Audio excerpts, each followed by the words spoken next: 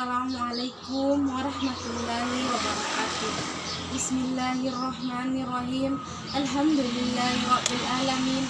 Nahmaduhu wa nasta'inuhu wa nastaghfiruhu wa na'udzu billahi min syururi anfusina wa min sayyiati a'malina.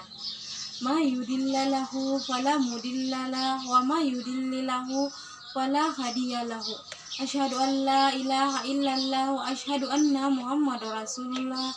Allahumma sholli ala sayyidina Muhammad wa ala ali sayyidina Muhammad, amma ba'd. Segala puji bagi Allah yang telah berkenan menganugerahi kita selaku hamba-hambanya dengan berbagai limpahan nikmat yang tidak akan pernah bisa kita hitung jumlah dan ukurannya. Sehingga maka dari itu jangan sampai kita terlupa atau bahkan sengaja melupakan untuk selalu bersyukur atas apa yang Allah beri. Bersyukur atas semua pemberian Allah itu hukumnya wajib. Berapa banyak orang yang diberi nikmat melimpah kemudian kufur. Berapa banyak contoh yang Allah perlihatkan pada kita tentang nasib orang-orang yang kufur terhadap nikmatnya. Mulai dari Fir'aun hingga Abu Jahal, bahkan masyarakat kita pada umumnya sekarang ini. Maka selalulah bersyukur atas nikmat yang Allah berikan. Tak lupa semoga salawat dan salam selalu tercurah dan tersampaikan pada Nabi akhir zaman, Nabi Muhammad SAW. Berkat perjuangan beliau, keluarganya dan para sahabatnya, kita bisa merasakan nikmat dan manisnya iman dan Islam yang tidak akan mampu untuk ditukar dengan nikmat lainnya.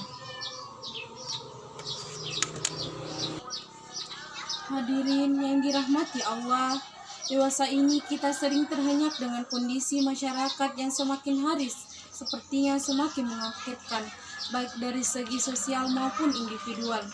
Banyak kita dapat perkara-perkara yang dulu susah ditemui sekarang bisa dengan mudah kita temui, seperti minuman keras merajalela, kekerasan meningkat, kesadaran masyarakat akan tanggung jawab rendah, dan maraknya kasus seksualitas.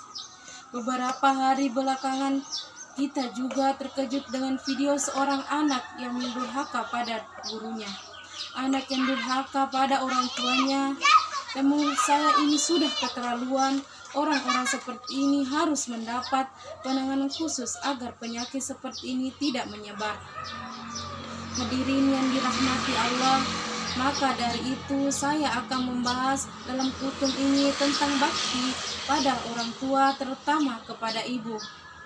Agama Islam secara global menempatkan ketentuan-ketentuan sesuai dengan logika akal manusia. Semuanya ada sebab akibat, semuanya ada alasan dan hikmahnya. Guna begitu juga dengan perkara bakti pada orang tua ini, Al-Quran memberi penjelasan pada kita tentang kenapa kita harus berbakti pada orang tua kita. Pada surah Al-Isra dijelaskan bahwa sebab kita harus berbakti pada mereka adalah mereka sudah susah payah mengurus kita dari semenjak kita berada dalam kandungan, terutama seorang ibu yang mengandung. Kemudian setelah mengandung, beliau rela menyapi kita selama 2 tahun, mengurus segala keperluan kita, menenangkan kita ketika rewel, memeriksa ke dokter ketika kita sakit, mengajari kita dengan ilmu tentang kehidupan, dan menjaga kita dari segala yang bisa mengancam keselamatan. Kalau mau dipikir dan direnungi, kurang apa kita? Maka dari itu, tepat kiranya Allah memerintahkan kita untuk berbakti pada orang tua kita dengan sebaik-baik yang bisa kita berikan. Seperti ayat dalam surah Al-Isra itu berbunyi seperti ini. Wa qadara rabbuka alla ta'budu illa iyyahu wa bil walidaini ihsana. Imma yablughanna indakal kibara ahaduhuma aw kilahuma wala taqul lahumā affi wa la tanharhumā wa qul lahumā qawlan karīmā. Yang artinya, dan Tuhanmu telah memerintahkan agar kamu jangan menyembah selain Dia, dan hendaklah berbuat baik kepada ibu bapa. Jika salah seorang di antara keduanya atau keduanya sampai berusaha lanjut dalam pemeliharaanmu, maka jangan sekali-kali mengatakan Dan janganlah engkau membentak kedua dan ucapkanlah kepada keduanya perkataan yang baik. Sangat jelas saya kira firman Allah di atas tentang berbakti pada orang tua. Hadirin yang dirahmati Allah, bagaimana sebenarnya kita diperintahkan dalam memposisikan ayah dan ibu? Apakah kita hanya diperintahkan berbakti pada salah satunya saja? Atau apakah ada yang lebih utama di antara kedua orang yang sangat luar biasa ini? Untuk menjawab pertanyaan-pertanyaan di atas, Rasulullah memberi kita petunjuk untuk menyikapinya. Dalam sabdanya beliau terekam dalam hadis yang diriwayatkan oleh Imam Bukhari dan Muslim dan kitab sahih mereka. Hadis itu berbunyi seperti ini. An Abi Hurairah radhiyallahu anhu qala ja rajulu illa Rasulullah sallallahu alaihi wasallam faqalu ya Rasulullah man ahaqqu nazam bi husni sabati qala ummuka qala summa man qala ummuka qala summa man qala ummuka qala summa man qala abuka.